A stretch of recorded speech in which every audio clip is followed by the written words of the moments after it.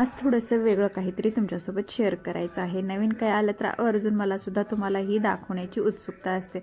आता इथं पाहू शकता बोटनेकमध्ये छान असा कटवर्कमध्ये याचं डिझाईन आहे बॅकनेकला आणि स्लीव्जलासुद्धा कटवर्क आहेत. पण यांना काय हवं आहे ना, स्लीव्जवरती थोडंसं वेगळं पॅटर्न हवं आहे.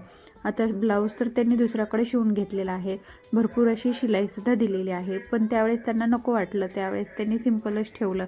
पण आता कम्फर्टेबल वाटत नाही म्हणून यामध्ये थोडासा मला चेंज करायला सांगितलं होतं.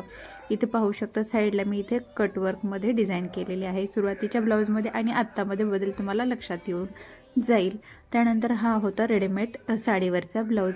साईडला चेन आहे ती त्यांना नको होती, फ्रंटला डिझाईन आहे त्यामुळे फ्रंटला हुक्क नाही आहेत.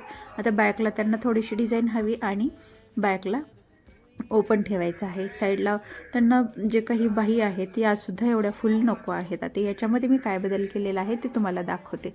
इथे पाहू शकता मस्त असा हा रेडी तयार झालेला ब्लाऊज आहे. शॉर्ट स्लीव्ज ठेवलेले आहेत, अगदी 4.5 इंच इतकंच त्यांना लेंथ हवी होती.